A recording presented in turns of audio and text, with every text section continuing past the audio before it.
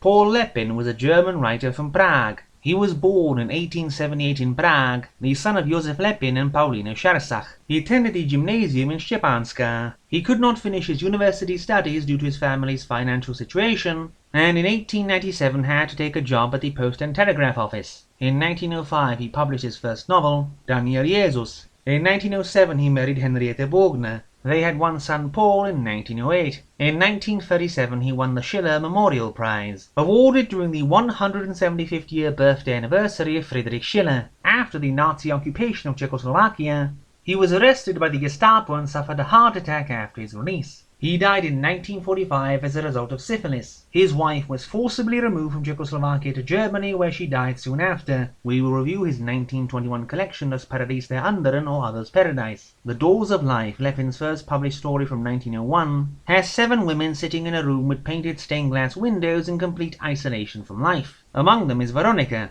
whose past mirrors exactly the ancient legend painted onto the window always facing her, in that she had fallen for a man playing the King Caspar on stage, murdering his wife in front of her every day of the performance. But then she may have cheated on him, the story is not that clear, and her child dies and Caspar beats her up and throws her out of his house.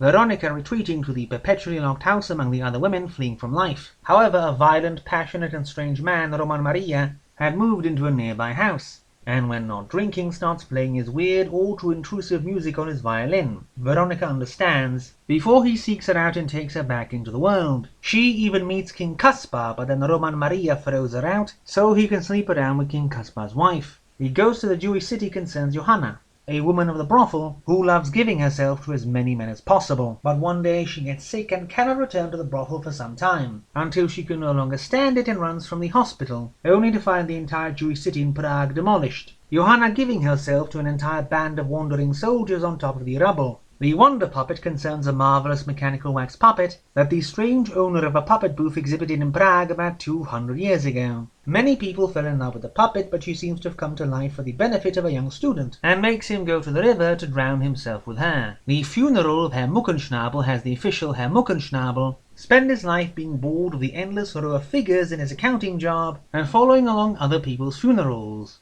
Eventually he shoots himself in the head, then he gets up to follow what he believes is his own funeral. The house by the riverbank concerns 3 sisters, each loved in turn by the same painter, who rejects one after the other in favor of a younger sibling, until when he chooses the youngest, the 2 elder sisters go and drown themselves in the Vltava. Others' Paradise has a leather and shoemaker living in his basement workshop, the only thing of life he takes any note of being the passing feet he sees in his window, especially a single pair belonging to a young woman. But then he sees her walk by with feet attached to another man, breaks down and cries. The dream of the silver gutters and retribution aren't very good, so I won't go into them. The first half of the book is superior, the last few stories are far less murdery and run out of steam.